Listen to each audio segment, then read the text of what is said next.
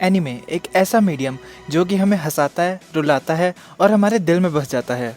लेकिन इस सब के बीच भी ऐसे कुछ पर्टिकुलर एपिसोड्स होते हैं जो कि हमारी मेमोरी में बहुत ही अच्छे से छप जाते हैं और वो हमें भुलाए भी नहीं भूलते। और आज मैं ऐसे ही कुछ एपिसोड्स की बात करने जा रहा हूँ जो मेरे लिए मोस्ट मेमोरेबल थे। तो ठीक है दोस्तों, मैं हूँ ऋतिक और आप देख रहे हैं राइम एनिमे। और आज की वीडियो शुरू होने से पहले मैं कुछ चीज़ें क्लियर करना चाहता हूँ। सबसे पहले तो ये कि इस तरह की जो भी लिस्ट हैं वो बहुत ही सब्जेक्टिव होती हैं।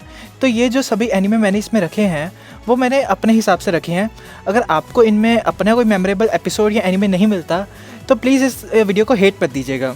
और दूसरी बात ये कि मैंने हर एक एंट्री में एक अलग एनिमे में से अलग एपिसोड चुना है, क्योंकि अगर मैं ऐसा ना करता तो हो सकता है ये लिस्ट में आपको बहुत सारे अटैक ऑन टाइटन के एपिसोड देखने को मिल जाते।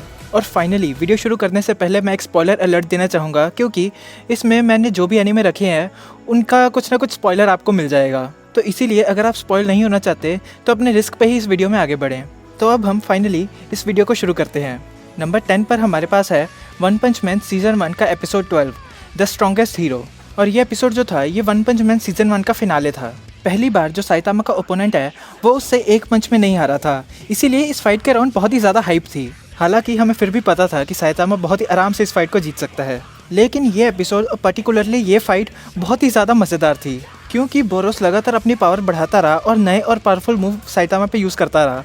और एक बार को तो उसने साइतामा को किक करके सीधा मून तक भी पहुंचा दिया। लेकिन हमें फिर भी पता था कि फाइनल रिजल्ट क्या होने वाला है। और इस फाइट में हमें पहली बार साइतामा का सीरियस पंच देखने को मिला। लेकिन सबसे अच्छा पार्ट मुझे वो लगा जहाँ पे साइतामा ने बोरोस के साथ एग्री किया कि जो बैटल थी वो बहुत ही हार्ड फॉट थी। लेकिन ऑडियंस और बोरोस दोनों को पता था कि साइतामा झूठ बोल रहा है और वो ऐसा सिर्फ अपने ओपोनेंट की तरफ एक रिस्पेक्ट के तौर पे कर रहा है। और इवन कि इस एपिसोड का लेटर हाफ भी अच्छा था, जहाँ पे अमाई मास्क और मेटल नाइट जैसे कैरेक्टर्स के अराउंड एक मिस्ट्री डेवलप की गई। और इन्हीं चीज़ों के चलते मैंने इस एपिसोड को इस लिस्ट में जगह दी है। नंबर 9 पर हमारे पास है assassination classroom season 2 episode 24 the graduation time. ये पूरा एपिसोड उन सभी चीज़ों को बहुत ही अच्छे से इनकैप्सुलेट करता है जो भी इस सीरीज़ को ग्रेट बनाती हैं, और इसको एक बहुत ही इमोशनल पार्ट के साथ फिनिश करता है। ऐसा हो ही नहीं सकता कि आप ये एपिसोड देखो और असैसिनेशन क्लासरूम के दोनों सीज़न आपकी आंखों के सामने ना आए। और जब कोरो सेंसे पूरी क्लास का फाइनल रोल कॉल लेते हैं, ये जो सीन है ये पूरे 3-4 मिनट तक स्ट्रेट चलता है और एक एक करके सभी व्यूअर्स के हार्ट जो हैं वो भी इस सीन में टूटने लगते हैं।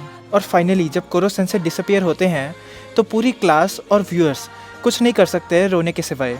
और इस सीन के साथ जो बैकग्राउंड में म्यूज़िक चलता है वो भी इसको और भी ज़्यादा इमोशनल डेप्थ देता है।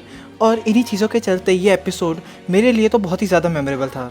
8th नंबर पे हमारे पास है माय हीरो एकेडेमिया सीज़न 2 का एपिसोड 10 शोटो Todoroki origins. My hero academia में बहुत ही सारे बढ़िया एपिसोड और कूल फाइट्स हैं, लेकिन मेरे हिसाब से अभी तक का सबसे बढ़िया एपिसोड ये वाला रहा है।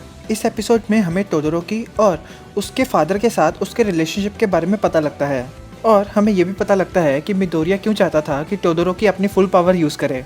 और इस सब के बीच जो उन दोनों की फाइट थी उसको भी बहुत ही अच्छे तरीके से इस सब में ब्लेंड किया गया है। टोडोरोकी को फाइनली रियलाइज़ होता है कि उसका क्वर्क उसका है, उसके फादर का नहीं। और इस सब के बाद एपिसोड को एक बहुत ही बढ़िया तरीके से एनिमेटेड फाइनल क्लैश के साथ ख़त्म किया जाता है। और ये सब कुछ हमें एक ही एपिसोड में देखने को मिलता है। मिडोरिया और टोडोरोकी की फाइट जो है वो माय हीरो एकेडेमिया की पूरी थीम को बहुत ही अच्छे तरीके से सेटिस्फाई करती है।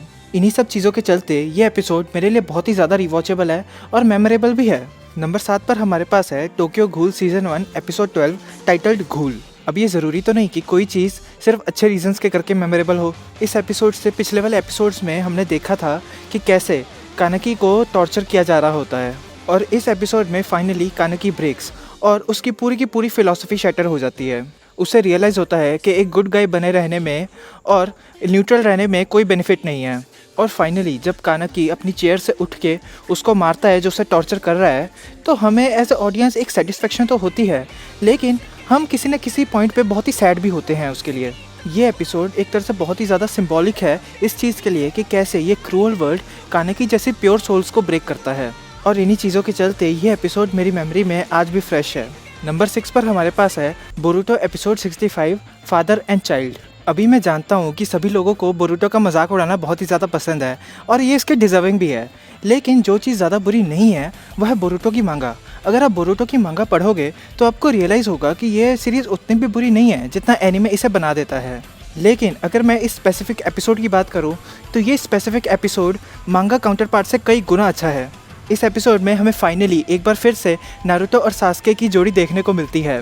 वो दोनों मिलके मोमोशिकी से लड़ते हैं और मुझे लिटरली लगता है कि स्टूडियो ने अभी तक की सीरीज़ का सारा बजट इस एक फ़ाइट की एनिमेशन में लगा दिया हो। नारुतो और सास्के को मिलकर फाइट करते देख मुझे नारुतो के ग्लोरी डेज़ की याद आ गई।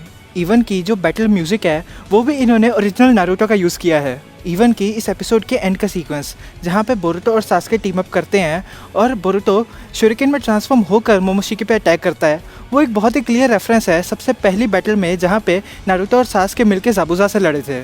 ये एपिसोड में जितनी बार भी देख लूँ मेरा मन नहीं भरता। ये एपिसोड देखते टाइम पूरी की पूरी नारुतो सीरीज़ मुझे याद आ जाती है। और अगर आपने ये एपिसोड अभी तक नहीं देखा तो मैं ज़रूर रिकमेंड करूँगा कि आप इस एपिसोड को जाके देखें। आपको पूरी बोरुतो सीरीज़ देखने की कोई ज़रूरत नहीं है, आप डायरेक्टली इस एपिसोड को देख सकते हैं। नंबर 5 पर हमारे पास है Madoka Magica episode 10 I want rely on anyone anymore. मैं जानता हूँ बहुत सारे लोगों ने मडोका मैजिका ये सोच के नहीं देखा होगा कि ये एक हैप्पी मैजिकल गर्ल एनिमे जैसा लग रहा है, लेकिन ऐसा नहीं है।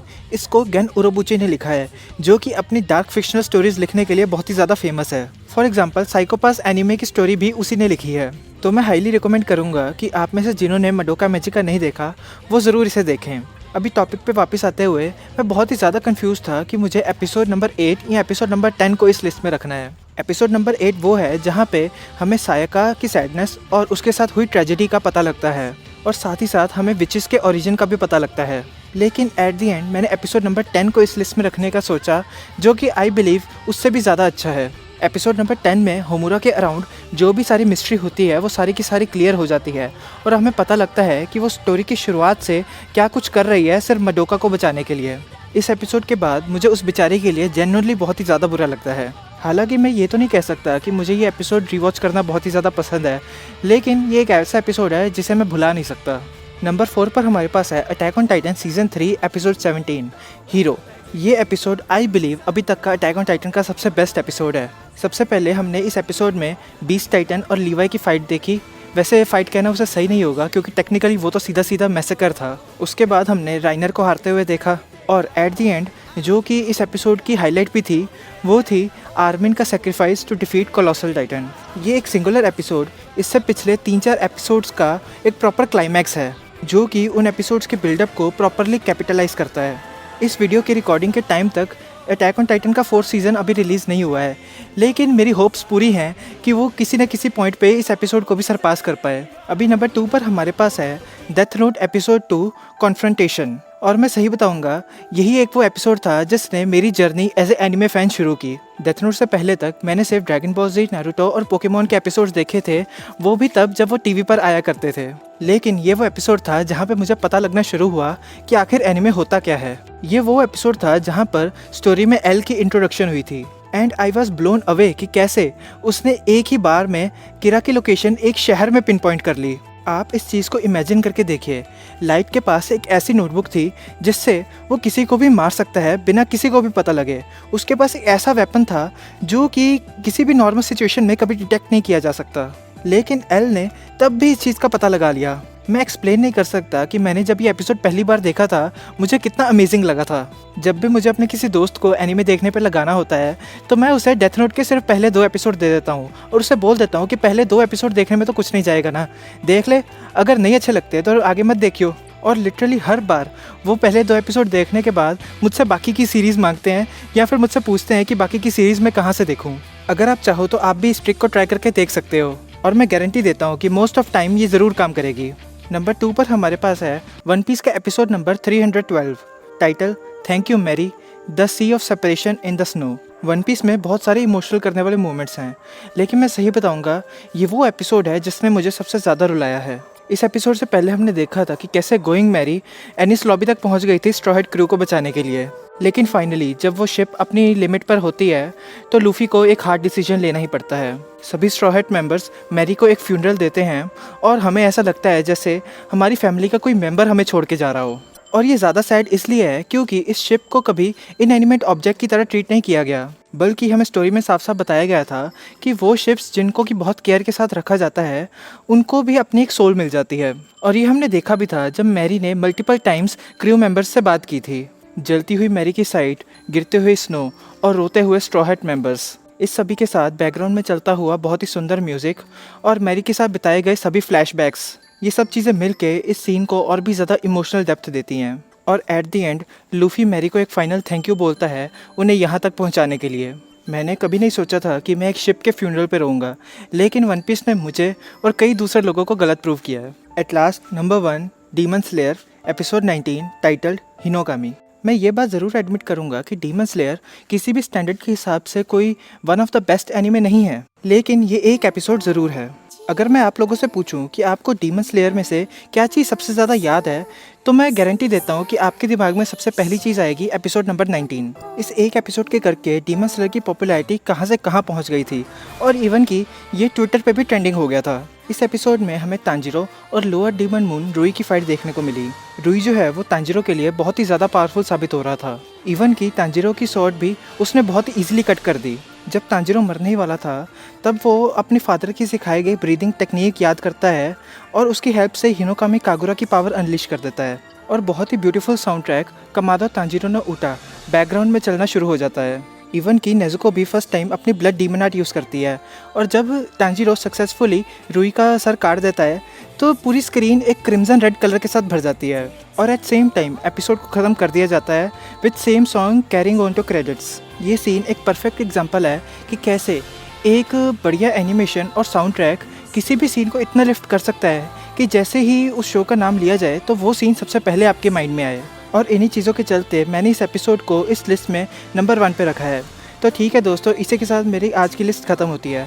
अगर आपको ये वीडियो पसंद आई हो तो लाइक और सब्सक्राइब ज़रूर कर देना और मुझे ज़रूर बताना कि आपको ये वीडियो कैसी लगी। Thank you and good bye.